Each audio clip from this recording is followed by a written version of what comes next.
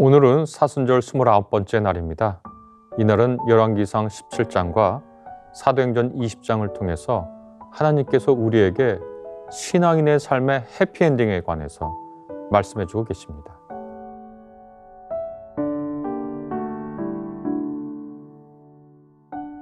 이 일 후에 그 집 주인 되는 여인의 아들이 병들어 증세가 심히 위중하다가 숨이 끊어진지라.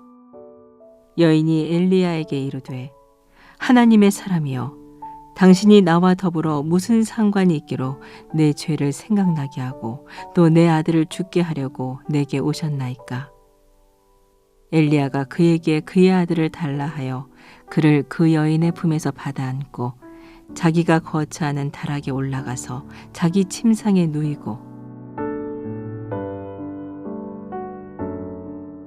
여호와께 부르짖어 이르되 내 하나님 여호와여, 주께서 또 내가 우거하는 집 과부에게 재앙을 내리사 그 아들이 죽게 하셨나이까 하고 그 아이 위에 몸을 3번 펴서 엎드리고 여호와께 부르짖어 이르되 내 하나님 여호와여, 원하건대 이 아이의 혼으로 그의 몸에 돌아오게 하옵소서 하니 여호와께서 엘리야의 소리를 들으심으로 그 아이의 혼이 몸으로 돌아오고 살아난지라.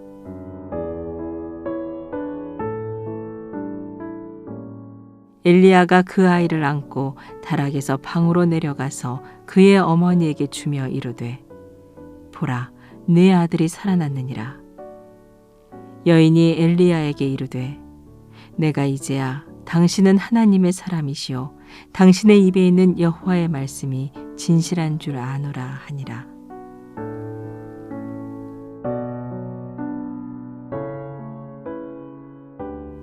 그 주간의 첫날에 우리가 떡을 떼려 하여 모였더니 바울이 이튿날 떠나고자 하여 그들에게 강론할새 말을 밤중까지 계속하매 우리가 모인 윗다락에 등불을 많이 켰는데 유두고라 하는 청년이 창에 걸터 앉아 있다가 깊이 졸더니 바울이 강론하기를 더 오래 하매 졸음을 이기지 못하여 3층에서 떨어지거늘 일으켜 보니 죽었는지라.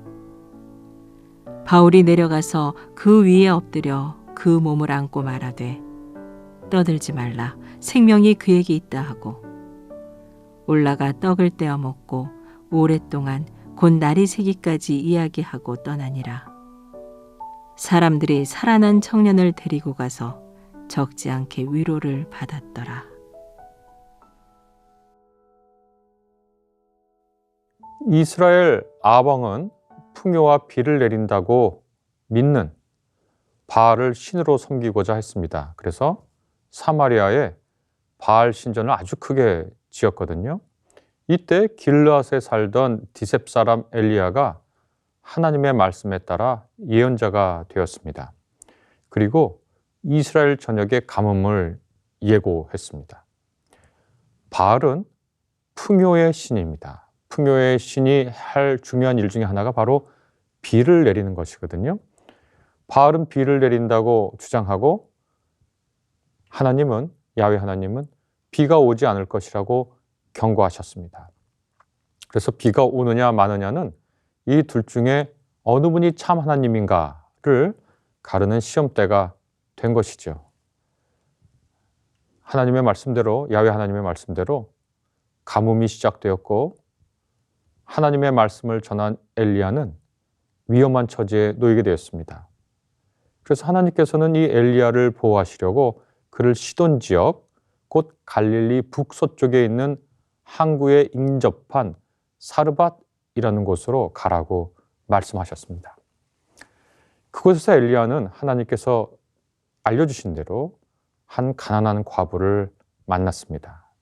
그리고 이 과부는 정말 어려운 가운데서도 하나님의 선지자, 하나님의 예언자 엘리야를 정성껏 대접했고 그와 그 아들이 먹을 것을 걱정하지 않을 정도의 기적을 아주 기적적으로 그 기적을 체험하게 되었죠. 그런데 여기까지 보면 참 그 과부하고 그 아들에게 좋은 일인데요. 얼마 지나지 않아 그 아들이 시름시름 앓다가 죽게 되었습니다. 참 아이러니한 일이죠. 하나님의 예언자를 만났고 그 예언자가 베푼 기적을 맛보았고 또 대접했고 정성껏 했고 아무것도 이 과부가 잘못한 것이 없습니다. 그런데 하나님의 예언자 엘리야를 만난 이후로 자기의 아들이 죽었으니까 얼마나 절망스럽겠습니까? 여인은 한탄을 합니다. 하나님의 예언자를 모신 일이 도리어 자신에게 재앙이 되었다고 여기고요. 하나님의 예언자를 만나서 하나님이 자신의 죄를 낱낱이 살펴보셔서 자신에게 이렇게 큰 불행이 왔다고 슬퍼하며 말합니다. 어머니로서 자책하는 것이죠. 참 불행한 일이고 삶의 모순성이 아닐 수 없습니다. 그런데 여기서 이야기가 끝나면 새드 엔딩인데요. 하나님의 이야기는, 예수 그리스도가 우리에게 전해주는 복음의 이야기는 해피엔딩으로 끝납니다. 엘리야는 과부의 불행이, 곧 아들이 죽은 일이 하나님을 만난 마지막 결론이 아니라고 알려줍니다. 엘리야는 하나님께 간청했고요. 그의 아들을 다시 살리는 너무나 놀라운 기적을 그 과부가 체험하게 되죠. 그때 이 여인이 이렇게 얘기합니다. 내가 이제야 당신은 하나님의 사람이시오. 당신의 입에 있는 여호와의 말씀이 진실한 줄 아노라 라고 고백합니다. 이것은 당시 이스라엘 사람 누구도 고백하지 않은 그 말이죠. 이렇게 엘리야와 그 사르밧 과부의 이야기는 해피엔딩으로 끝납니다. 엘리야의 이야기와 유사한 이야기가 오늘 읽은 사도행전의 말씀에 있습니다. 바울은 주간의 첫날, 곧 우리가 주일이라고 부르는 일요일에 신앙 모임을 가졌습니다.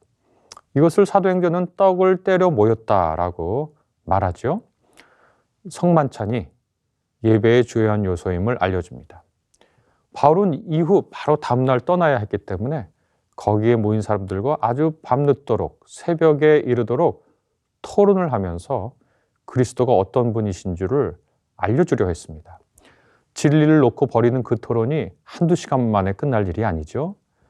그때 윗다락에서 많이 등불을 켜놓는데 그 근처에 앉은 사람들, 특히 피곤한 사람들은 졸지 않을 수 없었을 겁니다. 아무리 중요한 얘기고 그래도 하루 종일 일하고 와서 등불 아래 따뜻한 데 있으면 졸 수밖에 없죠. 토론은 끝나지 않았고 계속되었고 3층에 있었던 유두고라고 하는 청년이 졸다가 그 높은 곳에 떨어져서 숨을 거두게 되었습니다. 이 이야기는 사르밧 과부의 이야기와 아주 유사한 측면이 있죠. 이 유두고라는 청년은 일을 끝내고 나서 집으로 돌아서 쉬면 아무 일도 없는데요. 쉬지 않고 복음을 듣기 위해서 피곤을 무릅쓰고 모임 장소에 갔고 충분한 공간이 없으면 그냥 내가 있을 곳이 없구나 하고 돌아오면 되는데 그 창문 곁에 앉아서라도 그 말씀을 듣고자 기어코 그 말씀을 듣고자 앉아 있었던 거거든요. 그러니까 유두고가 떨어져서 죽은 걸 보고 안타까워하지 않을 사람이 없습니다. 왜 예수님의 말씀을 들으려고 노력했는데 그렇게 불행이 찾아올까요? 바울은 엘리야가 그렇게 했던 것처럼 아이 위에 몸을 펴고 눕고 이후 유두고가 다시 살아나는 소생하는 기적이 발생합니다. 사도행전 기록에 보면 사람들은 다시 살아난 유두고를 보고 적지 않게 위로를 받았다고 사도행전은 알려줍니다. 이 두 이야기는 우리가 하나님과 예수 그리스도 그리고 성령님을 모시고 경배하고 믿고 찬양하는 그 삶이 시작되고 그 열매를 맛본 이후에도 우리에게 불행이 다가올 수 있다는 사실을 알려줍니다. 그러나 우리의 결말은 불행으로 끝나는 것이 아님을 또한 알려주죠. 엘리야와 바울의 이 두 이야기는 주님의 일을 하다가 닥치는 불행이 우리의 이야기의 결말이 아니고 결말은 주님의 은혜가 우리를 살리고 더욱 풍성하게 하고 이 일로 우리가 서로 위로받는다라고 하는 것이 우리 삶의, 우리 신앙의 결말입니다. 예전 드로아 사람들만이 이 말씀을 통해 위로를 받는 것이 아니죠. 이 말씀은 오늘 우리에게 주님을 믿고 주님의 일을 하다가 고난을 당해서 쓰러졌지만 완전히 죽은 듯이 실패한 것 같지만 이것이 우리의 끝이 아니라 하나님께서는 우리의 삶을 종국에는 해피엔딩으로 마무리해 주실 것, 이것을 우리에게 알려줍니다. 오늘 이 말씀을 통해서 우리가 서로 위로를 받았으면 좋겠습니다. 우리 같이 기도하시겠습니다.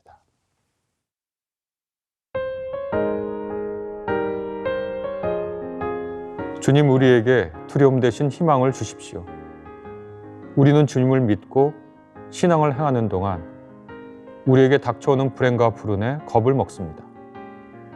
그러나 주님은 모든 것을 인도하시고 주관하시는 분이시며 모든 일의 마지막이 비극이 되도록 방치하지 않으십니다. 엘리야는 사르밧 과부의 아들을 살렸고 바울은 유두고를 살렸습니다.